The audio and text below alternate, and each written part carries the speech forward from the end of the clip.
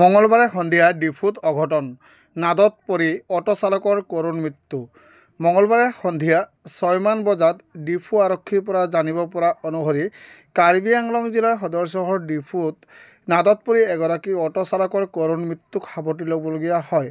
প্ৰাপ্ত খবৰ অনুসৰি আজি সন্ধিয়া ডিফু আৰক্ষীৰ ডিফুৰ সমীপৱৰ্তী এজিচি কলনীৰ ৰংপাংৰিত এটা নাদত পৰি এজন লোকৰ মৃত্যু হোৱাৰ খবৰ লাভ কৰি ডিফু থানাৰ অচি কিশোৰ বৰুৱাৰ নেতৃত্বত আৰক্ষীৰ দল আৰু উদ্ধাৰকাৰী কোৱা মিস্ত্ৰীৰ দল এটিক লৈ ঘটনাস্থলীত উপস্থিত হয়। ঘটনাস্থলীত উপস্থিত হৈ আৰক্ষী আৰু উদ্ধাৰকাৰী দলটোৱে প্ৰায় 80 ফুট দৈৰ্ঘ্যৰ নাদটোৰ পৰা এজন পুৰুষ লোকৰ মৃতদেহ উদ্ধাৰ কৰিবলৈ সক্ষম হয়।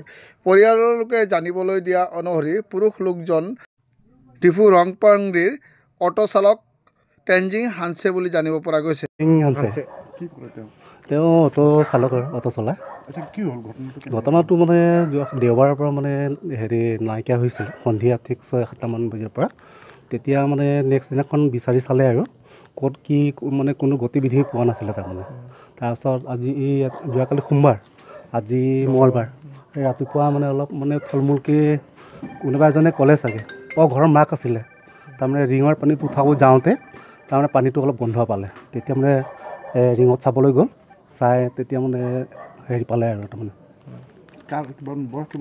বয়স 35মান হ'ব পাৰে, 35 তেনেকৈ হ'ব।